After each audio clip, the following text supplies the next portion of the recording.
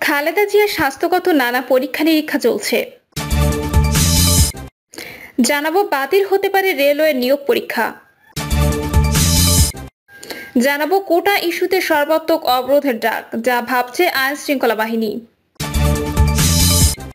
এবং সর্বশেষ জানাবো বাইডেন নির্বাচন থেকে সরবেন না, ভবিষ্যৎবাণী ট্রাম্পের।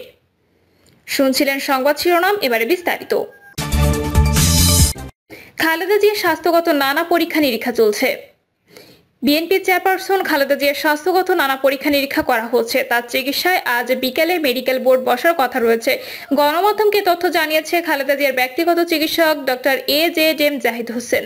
গতকাল অসুস্থ হয়ে পড়লে ভোর 4:20 খালেদা জিয়াকে রাজধানীর এভারকেয়ার হাসপাতালে ভর্তি করা হয়। এখন তিনি মেডিকেল বোর্ডের তত্ত্বাবধানে নিবিড় পর্যবেক্ষণ কেন্দ্রের সুবিধা সংবলিত কেবিনে চিকিৎসাধীন। ডক্টর জাহিদ হোসেন বলেন, পরীক্ষা নিরীক্ষার ফলাফল ও মেডিকেল বোর্ডের সিদ্ধান্তের ভিত্তিতে খালেদা জিয়ার চিকিৎসার বিষয়ে পরবর্তী ব্যবস্থা নেবেন চিকিৎসকেরা। বাতিল হতে পারে রেলওয়ে নিয়োগ পরীক্ষা। প্রশ্ন ফাঁস কাণ্ডে গঠিত তদন্ত কমিটি সুপারিশ করলে 5ই জুলাই অনুষ্ঠিত রেলওয়ে নিয়োগ পরীক্ষা বাতিল হতে পারে বলে জানিয়েছেন সরকারি কর্ম কমিশনের চেয়ারম্যান মোহাম্মদ সোহরাব হোসাইন।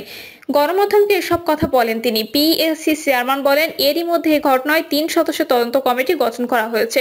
তদন্তের পর অগ্রগতিও জানানো হবে। তিনি আরো বলেন, কমিশনে যাদের গ্রেপ্তার করা হয়েছে নিয়ম অনুযায়ী তাদের সাসপেন্ড করা হবে। গণমাধ্যমে প্রকাশিত প্রতিবেদনে যে পরীক্ষাগুলোর কথা বলা হয়েছে 12 বছরের আজ পর্যন্ত কোনো অভিযোগ আসেনি ওই সব পরীক্ষা নিয়ে। ফলে সেটিই প্রমাণ করে পরীক্ষাগুলো সুষ্ঠু হয়েছে। প্রশ্নপত্রের প্রশ্ন ফাঁসের কোনো সুযোগ নেই। পিএসসির গাড়ি চালক আবেদ আলীর বিষয়ে তিনি বলেন, যে প্রক্রিয়ায় প্রশ্ন নির্ধারণ ও সাপ্লাই করা হয় সেখানে প্রশ্ন ফাঁসের কোনো সুযোগ নেই। তবে এই কার্যক্রমের সাথে যেহেতু অনেকে জড়িত থাকেন তাই শতভাগ নিশ্চিতভাবে বলা যায় না। এদিকে বাংলাদেশ রেলের উপসহকারী প্রকৌশলী পদে নিয়োগ পরীক্ষার প্রশ্নপত্র ফাঁসের প্রতিবাদে সরকারি কর্ম কমিশনের সামনে বিক্ষোভ করেছেন 2 শতাধিক চাকরি প্রার্থী। এ সময় তারা গত 5ই জুলাই অনুষ্ঠিত নিয়োগ পরীক্ষা বাতিল করে পুনরায় পরীক্ষা দেওয়ার দাবি জানায়। বেলা 11টার দিকে রাজধানীর আগারগাঁওয়ে পিএসসি ভবনের সামনে এই বিক্ষোভ শুরু করেন তারা। দুপুরে 1টার দিকে তারা সেখান থেকে চলে যান। শিক্ষার্থীদের 3টি দাবি হলো, গত 5 জুলাই পরীক্ষা বাতিল করে পুনরায় নতুন প্রশ্নপত্রে পরীক্ষা নিতে হবে, প্রশ্নপত্রে প্রশ্ন ফাঁসে জড়িতদের শাস্তির আওতায় আনতে হবে এবং উপসহকারী প্রকৌশলী পদে প্রিলিমিনারি লিখিত ও মৌখিক পরীক্ষার মাধ্যমে নিয়োগ দিতে হবে। কোটা ইস্যুতে সর্বাত্মক অবরোধের ডাক, যা ভাবছে আইন শৃঙ্খলা বাহিনী। পরপর 2 দিন রাজধানীর গুরুত্বপূর্ণ সড়ক অবরোধ করেছেন কোটা সংস্কারের দাবিতে আন্দোলনরত শিক্ষার্থীরা। রবি ও সোমবার 4 থেকে 5 ঘন্টার মতো সময় রাজধানী সহ দেশের বিভিন্ন সড়ক মহাসড়ক অবরোধ করেন তারা। বৈষম্য বিরোধী ছাত্র আন্দোলনের নেতৃত্বে কোটা বিরোধী শিক্ষার্থীরা এবার সর্বাত্মক অবরোধের ডাক দিয়েছেন। গণসংযোগের কর্মসূচির পর থেকে সর্বাত্মক অবরোধ পালন করা হবে। গত 2 দিনের কয়েক ঘন্টার কর্মসূচিতে স্থবির হয়ে পড়ে পুরো রাজধানী। দুর্ভোগে পড়েন সাধারণ মানুষ। এবার সর্বাত্মক অবরোধ পালন শুরু করলে আইন শৃঙ্খলা বাহিনীর ভূমিকা কি হবে তা নিয়ে চলছে নানা আলোচনা। মাসখানেক আগে সরকারি চাকরির বয়সসীমা 35 করা নিয়ে আন্দোলনে নেমেছিল শিক্ষার্থীরা, কিন্তু পুলিশ তাদের শাহবাগে অবস্থান নেওয়ার সুযোগই দেয়নি।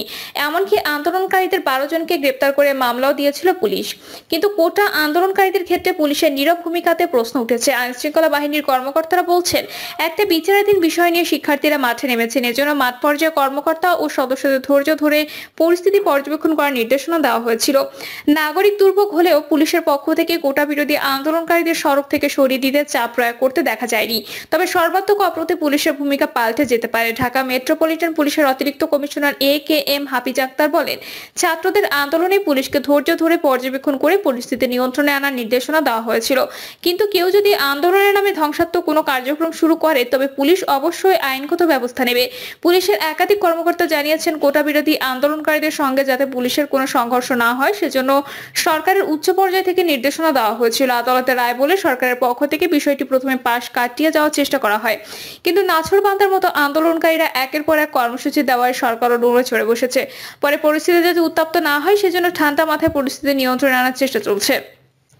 এরই ধারাবাহিকতায় বৈষম্য বিরোধী ছাত্র আন্দোলনের সমন্বয়ক নাহিদ সহ 3 শীর্ষ নেতার সঙ্গে আলোচনা করেছে আইনশৃঙ্খলা বাহিনীর ঊর্ধ্বতন কর্মকর্তারা, কিন্তু শিক্ষার্থীরা কোটা যৌক্তিক সমাধান ছাড়া আন্দোলন থেকে পিছপা হবে না বলে জানিয়ে দিয়েছেন। সংশ্লিষ্টরা জানান, দিনের আংশিক সময়ে কোটা বিরোধীদের জন্য ছাড় দিলেও দিনভর সড়ক অবরোধে ছাড় দেওয়া হবে না। আইনশৃঙ্খলা বাহিনীর ঊর্ধ্বতন কর্মকর্তারা বিষয়টি নিয়ে বৈঠকে বসবেন। আইনশৃঙ্খলা বাহিনীর কর্মকর্তারাও চাইছেন রাজনৈতিকভাবে বিষয়টি সমাধান হলে ভালো হয়। কোটার যৌক্তিক সংস্কারের আশ্বাস দিয়ে শিক্ষার্থীদের সড়ক থেকে ফেরাতে পারলে বিষয়টি সমাধান হতে পারে। তবে গোয়েন্দা সংস্থার একাধিক সূত্র জানিয়েছে, আগের মতোই কোটা বিরোধী আন্দোলনের তৃতীয় পক্ষ ইন্ধন দেওয়ার চেষ্টা করছে। এজন্য শিক্ষার্থীরা সর্বাত্মক অবরোধের ডাক দিয়েছে। কোটা বিরোধী আন্দোলনকারীদের নজরদারির মধ্যে রেখেছে গোয়েন্দা সংস্থাগুলো। পরিস্থিতি পর্যবেক্ষণ করে পরবর্তী করণীয় নিয়েও আলোচনা চলছে। আইনশৃঙ্খলা বাহিনীর দায়িত্বশীল একজন কর্মকর্তা জানান, পুলিশের ঊর্ধ্বতন কর্মকর্তারা কোটা বিরোধীদের আন্দোলন নিয়ে সরকারের উচ্চ পর্যায়ে সার্বক্ষণিক যোগাযোগ রাখছেন। সরকারের পক্ষ থেকে বলা হয়েছে, কোনোভাবেই যেন ধ্বংসাত্মক কোনো পরিস্থিতি তৈরি না হয়, কারণ এমনিতে অর্থনৈতিক নানা বিষয়, ডলার সংকট, দ্রব্যমূল্যের ঊর্ধ্বগতি সহ নানামুখী চাপে রয়েছে। এই সময় শিক্ষার্থীরা ধ্বংসাত্মক হয়ে উঠলে পরিস্থিতি সামাল দেওয়া কঠিন হয়ে যাবে। এজন্য সর্বোচ্চ ধৈর্য নিয়ে পরিস্থিতি নিয়ন্ত্রণে আনার নির্দেশনা দেওয়া হয়েছে। ঢাকা মেট্রোপলিটন পুলিশের এক কর্মকর্তা জানান, কোটা বিরোধী আন্দোলনকারীরা তাদের কর্মসূচিতে কোনো ভাঙচুর বা জ্বালাও পোড়াও করেনি বলে তাদের ছাড় দেওয়া হয়েছে। যদি তারা সর্বাত্মক কর্মসূচির নামে নাশকতা করার চেষ্টা করে, তাহলে অবশ্যই তা ঠেকানোর চেষ্টা করা হবে, কারণ নাগরিকদের জানমালের নিরাপত্তা দেওয়াকে প্রাধান্য দেওয়াই হলো আইন শৃঙ্খলা বাহিনীর কাজ। অবরোধের কারণে সাময়িক দুর্ভোগ মেনে নেওয়া যেতে পারে, তবে দীর্ঘমেয়াদী দুর্ভোগের দিকে নগরবাসীকে ঠেলে দেওয়ার কোনো সুযোগ নেই। এদিকে গোয়েন্দা সংশ্লিষ্ট কর্মকর্তা বলেন, প্রধানমন্ত্রী চীন সফরে গিয়েছেন, তিনি না দেশে ফেরা পর্যন্ত এই সমস্যার সমাধান হওয়ার সম্ভাবনা খুবই কম। প্রধানমন্ত্রী দেশে ফিরলেও কোটা বিরোধী আন্দোলনের প্রতিনিধি দলকে গণভবনে ডেকে প্রধানমন্ত্রী কথা বলে বিষয়টি সমাধান করার একটি পরিকল্পনা রয়েছে। বিষয়টি নিয়ে সরকারের দায়িত্বশীল প্রতিনিধিদের সঙ্গে আলোচনা চালানো হচ্ছে বলে জানান ওই কর্মকর্তা। বাইডেন নির্বাচন থেকে সরবেন না, ভবিষ্যৎবাণী ট্রাম্পের। দলের ভেতরে বাইরে যত সমালোচনা চলুক না কেন, আসন্ন প্রেসিডেন্ট নির্বাচন থেকে নিজের প্রার্থিতা প্রত্যাহার করবেন না যুক্তরাষ্ট্রের প্রেসিডেন্ট জো বাইডেন। বাইডেনের পূর্বসূরি প্রেসিডেন্ট এবং আগামী নির্বাচনে তার প্রধান প্রতিদ্বন্দ্বী ডোনাল্ড ট্রাম্প এই ভবিষ্যৎবাণী করেছেন। যুক্তরাষ্ট্রের নিউজ চ্যানেল ফক্স নিউজকে টেলিফোনে দেওয়া হলো এক সাক্ষাৎকারে ট্রাম্প বলেন, দুটি ব্যাপার এখানে গুরুত্বপূর্ণ। প্রথম, দেশের প্রেসিডেন্ট এবং দলের জ্যেষ্ঠ নেতা হওয়ায় ডেমোক্রেটিক পার্টিতে তার অবস্থান বেশ শক্তিশালী। তাছাড়া দলের মধ্যে তার ভক্ত, অনুসারী ও প্রতিনিধিদের অভাব নেই, তাই তিনি নিজে থেকে না চাইলে নির্বাচনী দৌড় থেকে তাকে সরিয়ে দেওয়া অসম্ভব। এমনকি সংবিধানের 25 নম্বর ধারাও এক্ষেত্রে কোনো সহযোগিতা করবে না। তাছাড়া আমি তাকে জানি, তার ইগো সমস্যা রয়েছে। তিনি প্রেসিডেন্ট নির্বাচনে প্রতিদ্বন্দ্বিতা করছেন কারণ আমি প্রার্থী হয়েছি। যতক্ষণ আমি প্রার্থী থাকবো ততক্ষণ তিনি নির্বাচন থেকে সরবেন না। তিনি মূলত আমাকে পরাজিত করতে চাইছেন, ফক্স নিউজকে বলেন ট্রাম্প। যুক্তরাষ্ট্রের সংবিধানের 25 নম্বর ধারা অনুসারে প্রেসিডেন্ট যদি কোনো কারণে কারো সিদ্ধান্তকে পাত্তা না দেওয়া শুরু করেন, সেক্ষেত্রে ভাইস প্রেসিডেন্ট এবং মন্ত্রিসভার অন্যান্য সদস্যরা একজোট হয়ে প্রেসিডেন্টকে তার পদ ও দায়িত্ব থেকে অব্যাহতি দেওয়ার মতো সক্ষমতা রাখেন। 2020 সালে নির্বাচনে ডোনাল্ড ট্রাম্পকে পরাজিত করে যখন যুক্তরাষ্ট্রের প্রেসিডেন্ট হন জো বাইডেন, সে সময় তার বয়স ছিল 78 বছর, ট্রাম্পের 75 বছর। বর্তমানে বাইডেনের বয়স 81 বছর এবং দেশটির ইতিহাসে সবচেয়ে বেশি বয়সে প্রেসিডেন্ট হওয়ার রেকর্ডটি তার। চলতি বছর নভেম্বরে ফের নির্বাচন হবে। বয়সজনিত কারণে বাইডেনের রাজনৈতিক দল ডেমোক্রেটিক পার্টির অনেক নেতা তাকে এই নির্বাচনে প্রতিদ্বন্দ্বিতা না করার আহ্বান জানিয়েছেন, কিন্তু বাইডেন সেসব আহ্বানে কর্ণপাত করেননি। মার্কিন সংবাদ মাধ্যম CNN এর আয়োজনে গত 28 জুন প্রথমবারের মতো নির্বাচনী বিতর্ক হয় ডোনাল্ড ট্রাম্প এবং জো বাইডেনের মধ্যে।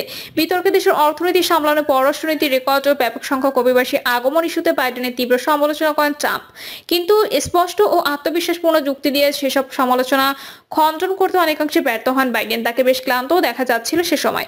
বিতর্কের পর তাৎক্ষণিক এক জরিপে জানা গেছে, বিতর্ক অনুষ্ঠানটি দেখেছেন এমন দর্শকদের মধ্যে 67% যুক্তরাষ্ট্রের পরবর্তী প্রেসিডেন্ট হিসেবে ডোনাল্ড ট্রাম্পকে দেখতে চান। ওই বিতর্কের পর বাইডেনের প্রার্থিতা প্রত্যাহার ইস্যুতে নতুন করে আলোচনা শুরু হয় ডেমোক্রেটিক পার্টিতে।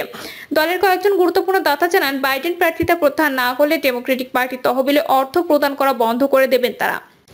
তবে বাইডেন এবারও এসব সমালোচনা গ্রাহ্যের মধ্যে আনছেন না। কিছুদিন আগে মার্কিন সংবাদ মাধ্যম ABC নিউজকে দেওয়া এক সাক্ষাৎকারে তিনি বলেছেন, যদি সর্বশক্তিমান ঈশ্বর আমার সামনে এসে আমাকে আদেশ দেন, কেবল তাহলেই আমি তা করতে পারি। প্রিয় দর্শক, এই ছিল এখনকার সর্বশেষ সংবাদ। আপডেট সব সংবাদ পেতে চ্যানেলটি সাবস্ক্রাইব করে বেল আইকনটি ক্লিক করে রাখুন।